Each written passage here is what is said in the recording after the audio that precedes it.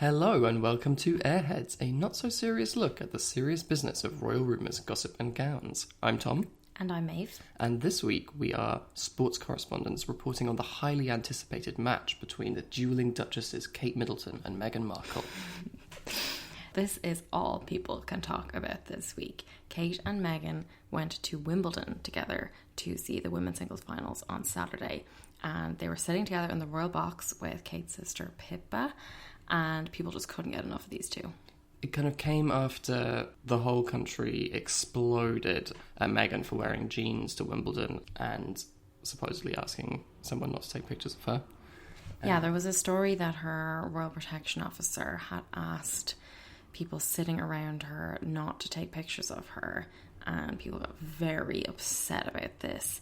But there are absolutely tons of pictures from this appearance with Kate. Yeah. It's, pure gold. It's great to see the two of them together, and the Daily Mail kind of nailed it when they said this quashes the feud rumours. Yeah. But people can't get over the idea of these two feuding. Like, basically from as soon as Meghan came along, people were obsessed with the two of them being jealous, competing with each other, that Meghan had reportedly made Kate cry. You cannot be serious! Maybe they're not best friends, but they're not enemies.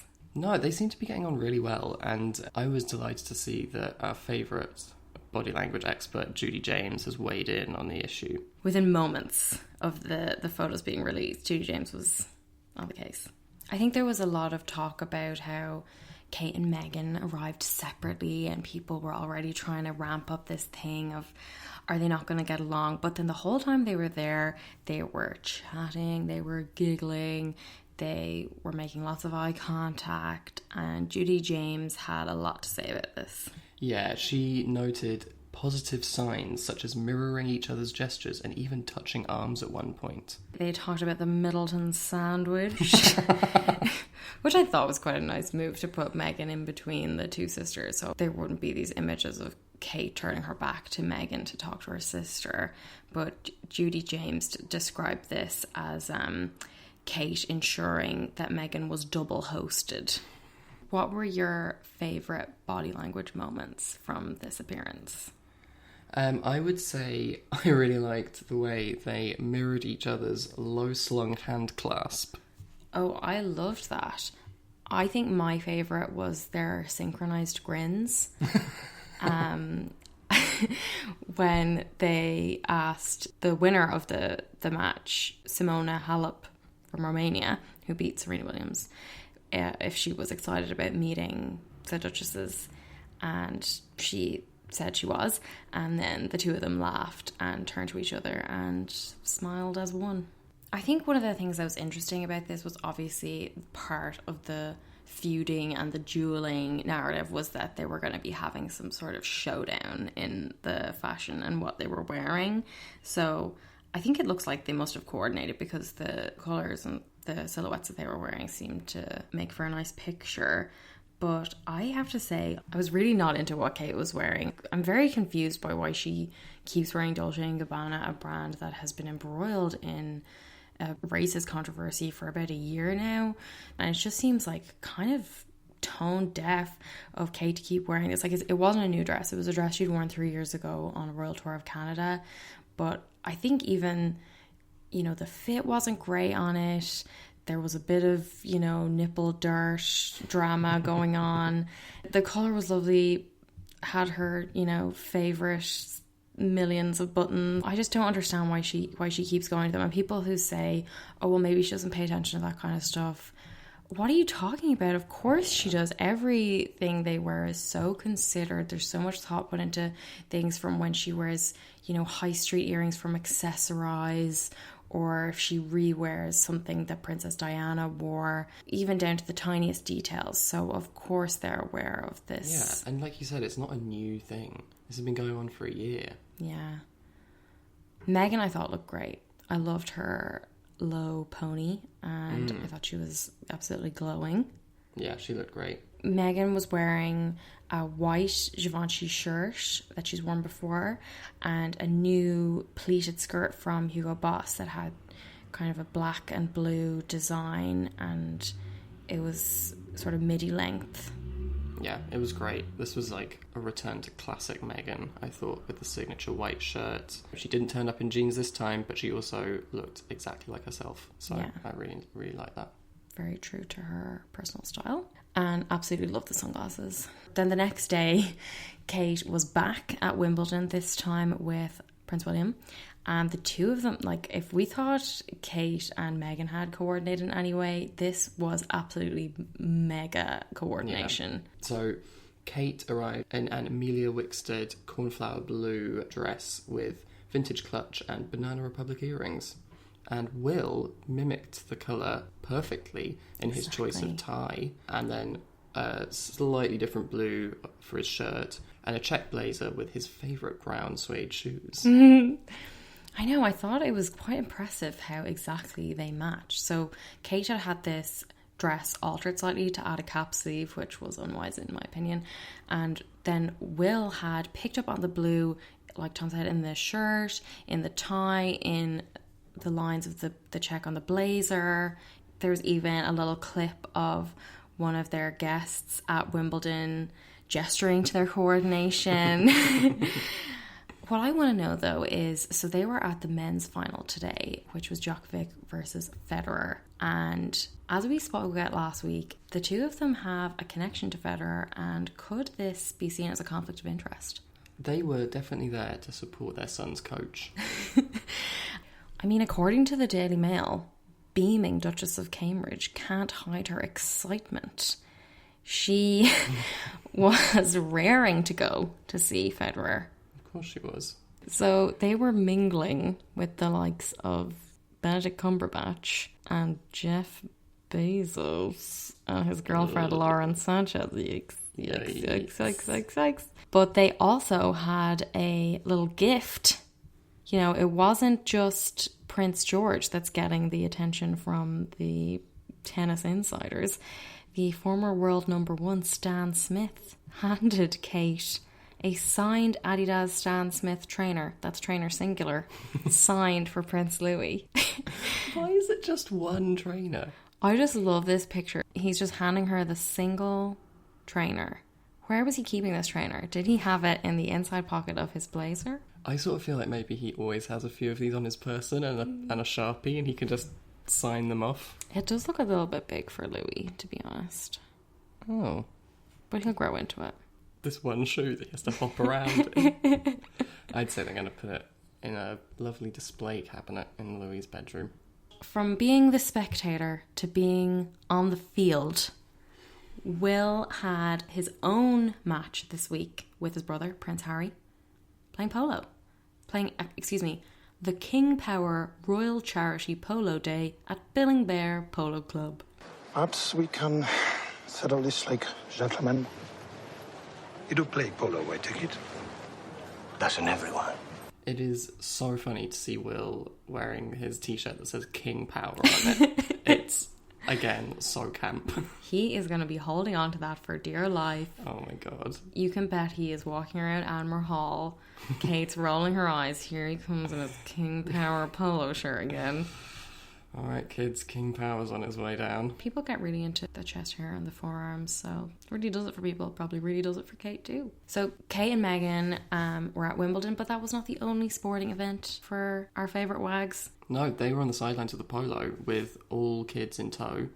Very unexpected, Yeah. unannounced visit. So we had thought all of the discussion around this would be about Will and Harry, because they haven't really done any engagement together solo in many months. And as we've talked about before, royal reporters have suggested that actually the feuding is between the brothers, not the sisters-in-law. And so I thought there would be a lot more, you know, I thought Judy James would be busy talking about what was going on the field. Yeah, I definitely thought you'd get a photo of them, their arms around each other after the match or something, or like them like having a good like hearty handshake. And there was one picture which I have not really seen anywhere of the two of them like clasping hands on horseback during the match. It looks like they're doing a thumb war. But that's it. All of the pictures are of Kate and Meghan at the polo with all of their kids. All of their kids, including Archie. Yeah, Archie was there with Meghan, obviously. And again, this seemed like a response to the fact that they, had this private christening that they got so much kind of criticism for. And then the Wimbledon no photo fiasco. So now you have Meghan, we get loads of pictures of her holding Archie, although, of course, now that people have got those photos, they criticise her again. She's been criticised for the way she was holding Archie. The fact that Archie wasn't wearing a hat in the sun. There's no end to... There's literally no way Meghan can avoid this kind of thing. There's nothing she can do. But the pictures were great. They were so cute. I love the pictures of her kissing Archie on the head. I love when... sweaty Harry comes striding out after the match and kisses Meghan while she's holding Archie. Great pic. Yeah. I mean, there's something a little bit creepy about all these really long lens paparazzi shots, but a lot of them were by royal photographers, so they had to have known. I think there must have been an element of PR here and distracting from the brothers, but it worked. Oh my god. And a lot of that has to do with the kids. Archie was adorable, but really the superstar of the day was our little bloke, Prince Louis. I mean, it's becoming a real theme. Anything he goes to, he steals the show.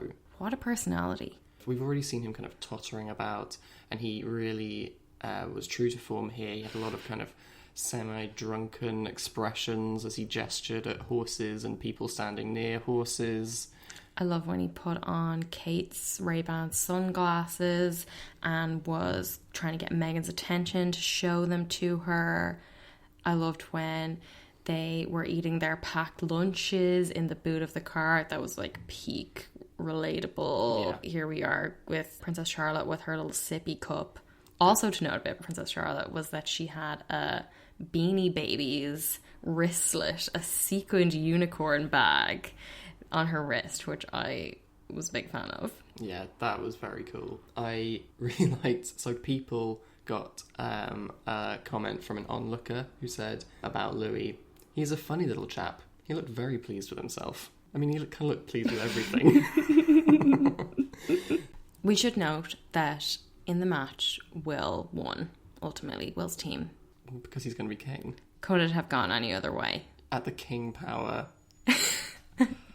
I think it was interesting because they, a lot of the headlines after this were happy families, what royal rift, all of that stuff. But in the actual coordination of the photos, there weren't really that many photos of the two families interacting. We did see some of Kate and the kids and Meghan and Archie interacting, but they were largely separate, and there was none of Will with them or Harry with the whole gang. I don't know if it was that effective as a family portrait. It was kind of surface level quite effective. It gave a good impression, but I think once you kind of dig down into it, there wasn't a whole lot there. I just don't believe there is a rift between Kate and Meghan. No.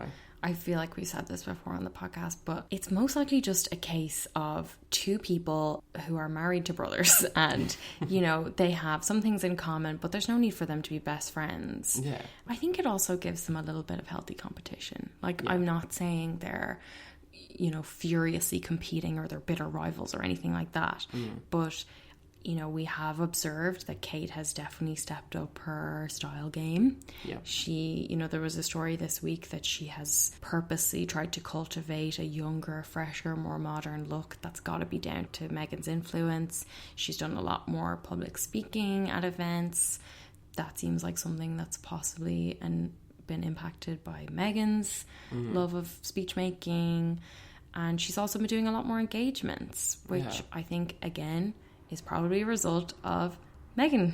So with the brothers at the polo, it is hard to gauge what exactly was going on. So we look to Instagram to parse any possible clues as to how they're getting on. And, I don't know if I'm reading too much into this, but I did wonder if it was significant that Kensington Royal posted a picture of Will and Harry playing together, but Sussex Royal led with a picture of Harry solo.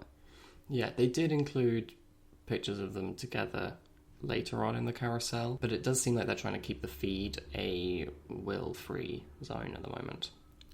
It was a conscious choice. Yeah.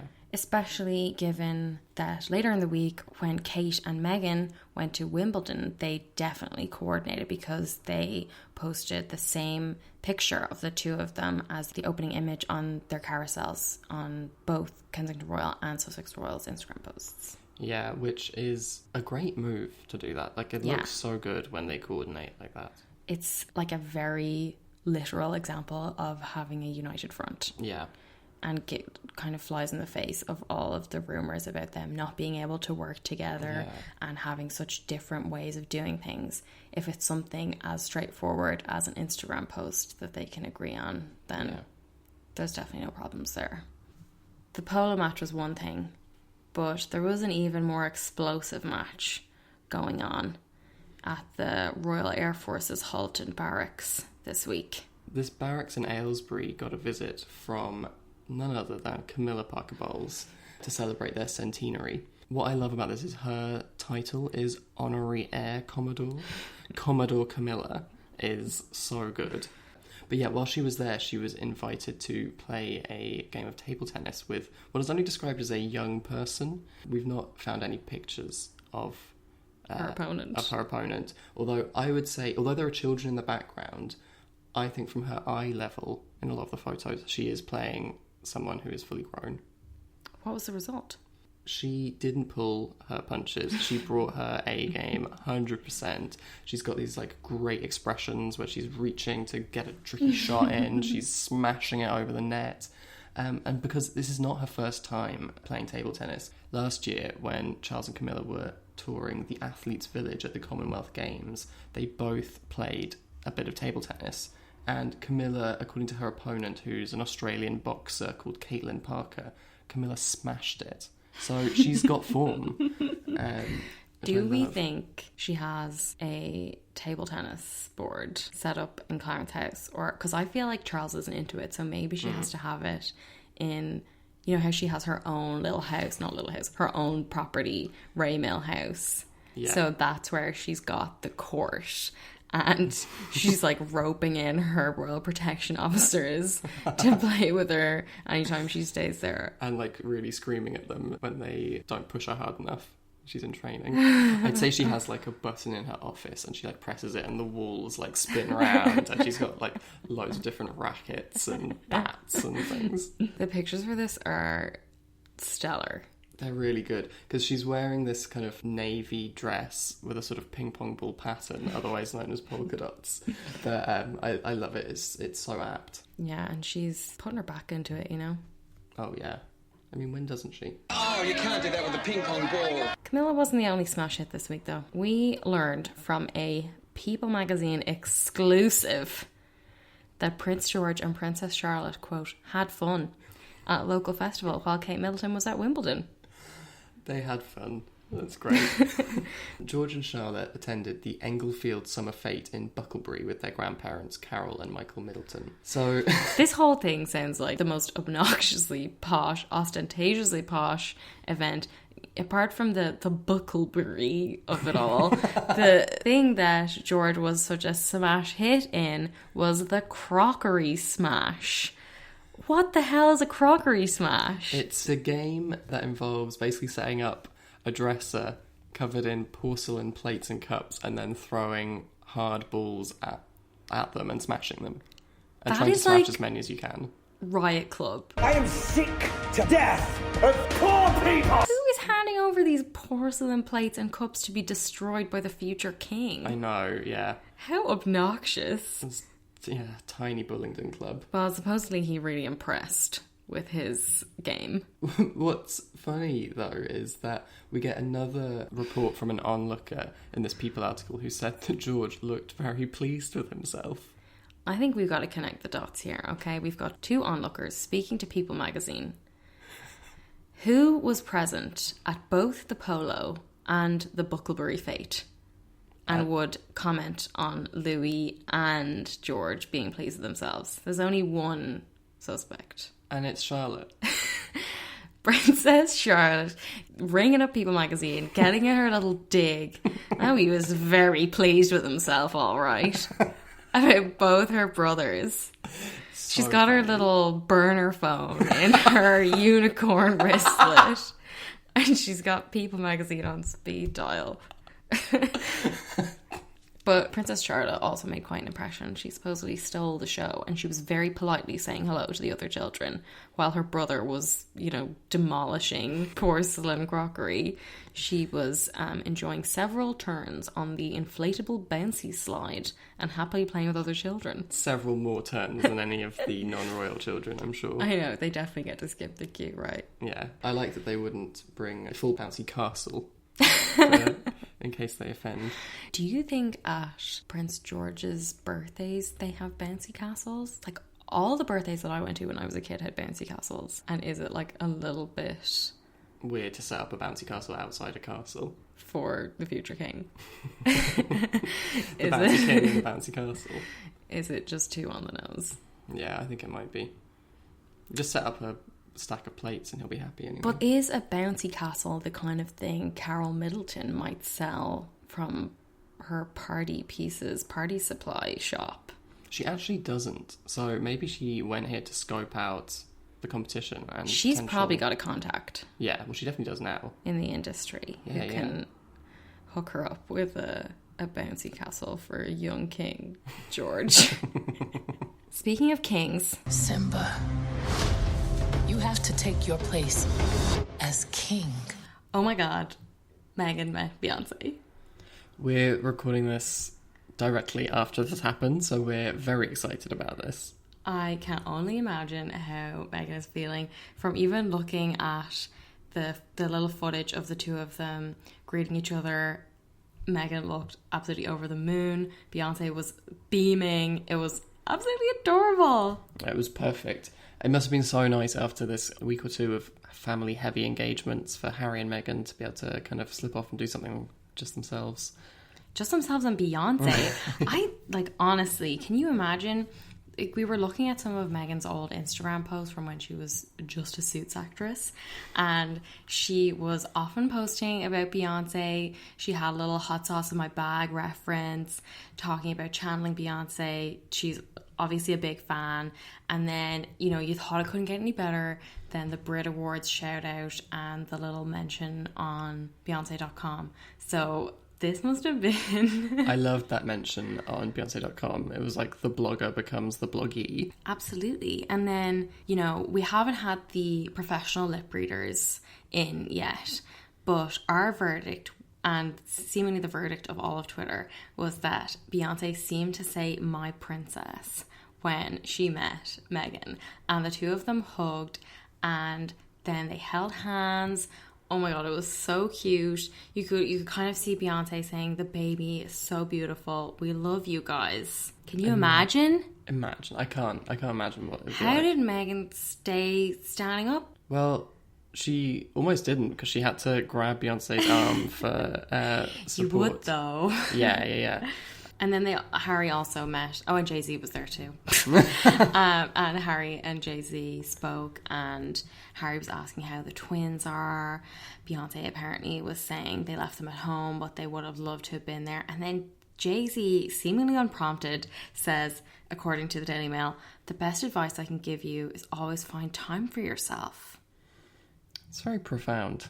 Especially for this, little meet and greet moment. But I like that, do you think he rehearsed that in advance? He was like, I gotta say something worthwhile to the prince. Yeah, and I think that it's probably, it's difficult to ignore the media stuff that's going on around Harry and Meghan. Yeah. So I'd say they might be one of the few other people kind of in the world who would understand that. And definitely, especially with... given all the stuff around the pregnancy, Beyonce had a hard time during her first pregnancy. There were lots of people saying really horrible things about her, the same way that they did about Meghan. I'm sure she was aware of that. And obviously the Brit Awards and the Beyonce.com shout outs were a nod to that and a show of solidarity, which was so cool. And you could tell when they were meeting that Meghan basically only had eyes for Beyonce, and Jay-Z was just standing there, had to wait a moment before Meghan even greeted him, which was, that's great. apparently after the two had met, because then she had to go on and meet, Elton John. And Beyonce supposedly was asked how the encounter went by Rebecca English at the Daily Mail, and Beyonce smiled broadly and said, "They are so sweet." Rebecca English said she seemed genuinely emotional about meeting Meghan and couldn't stop smiling. This is truly a break the internet kind of moment. I can only imagine we'll have days more content around this, and I can't wait to see what Sussex Royal and Beyonce share on Instagram from this. I know Beyonce knows that we have all been waiting for this, so she's going to deliver something special, I think. Speaking of something special, I think Meghan's outfit here deserves a fit for a queen. Yeah, I definitely think so. She looks so glamorous. They've literally come in looking like they're both James Bond. I know. I feel like Meghan has these three kind of modes. The kind of casual mode, workwear mode, and then mega Hollywood glamour mode. And this is, peak glam. Yeah. Everything is great. The shoes with a little sparkle. Love the shoes, as did Elton John, reportedly. So she's wearing a Jason Wu dress with Aquazzura heels and Gucci clutch. Yeah, I thought the all black was, very sleek, very sexy, very classic Meghan and Harry. And also made for a particularly good picture because Beyonce was wearing that gold dress, which was by a Vietnamese designer called Kong Tree. Do you think that they coordinated outfits at all? Or do you think they went with black because they felt like there wouldn't be any risk of it clashing with... It was the safest option. Yeah. I mean, I can only imagine, Meghan would have known how much scrutiny would be on her making a red carpet appearance and then also making her Beyonce introduction. You just want to be wearing something that you don't have to worry about. I know. And she looked gorgeous. Her makeup was beautiful. As much as I love that, I would say my fit for a queen this week was something a little more laid back. Meghan at the polo, because I thought this was also quintessential Meghan, but the casual version of Meghan. I love glam Meghan, but I also love when she does the ripped jeans or the slogan t-shirt or the leggings and the Adidas boosts. But I thought this was a particularly excellent example because it looked like something I would wear and that any number of women would wear in the summer. It was an olive linen dress by Lisa Maria Fernandez, and it originally came with a belt, but Meghan ditched that belt. So it was kind of like this shapeless, oversized sort of smock dress. It was like perfect slouchy insta boho chic. This was California blogger style personified. She accessorized with a pair of Givenchy angular aviators and a little Nivea sun cream, which we saw in the back of some of the photos. Do you think that'll sell out now? I mean, it should, guys. SPF is the number one thing you can do to protect your skin. Nothing that's as good in your 50s as SPF in your 20s. As SPF in your earliest months, baby Archie. It's going down. I'm yelling timber. So what about your quote of the week, Tom?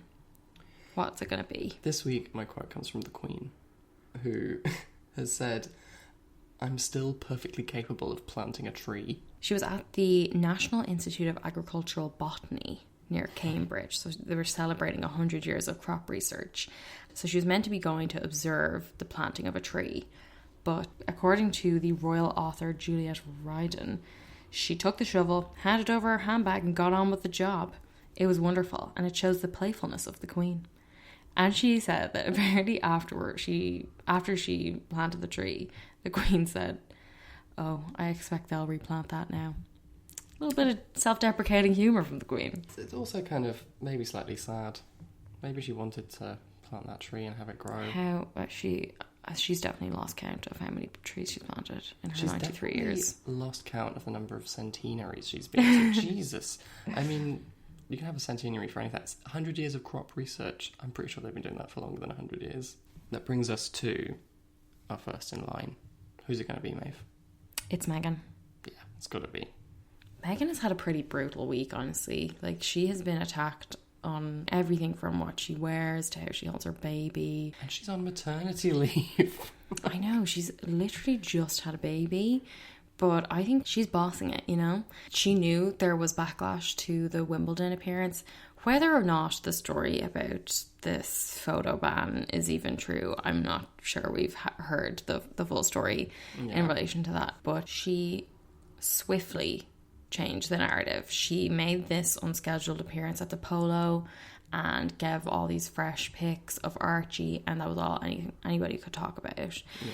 And then, of course, we get all the nonsense about she's trying not to drop the baby, she can't hold the baby properly, all this stuff, but she still comes out to Wimbledon. She continues to weather these attacks and look so composed and poised while doing it. Yeah, she's really shone this week. I love it. So next week, we are going to be doing a special episode all about royal scandal.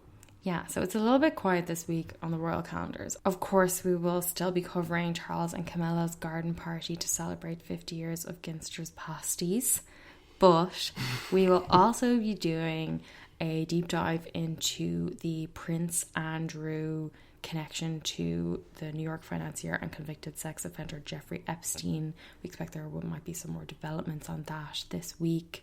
According to the Sunday Times today, they're going to be unsealing some documents that Prince Andrew may be named in, and we'll also be offering an update on the Marchioness of Cholmondeley. Our fave. Thank you so much for listening. Please, if you liked it, rate and review us wherever you get your podcasts. You can find us on Instagram at airheadspod, and let us know if there is anything else you would like us to talk about, particularly in relation to royal scandals. So, thanks. Bye.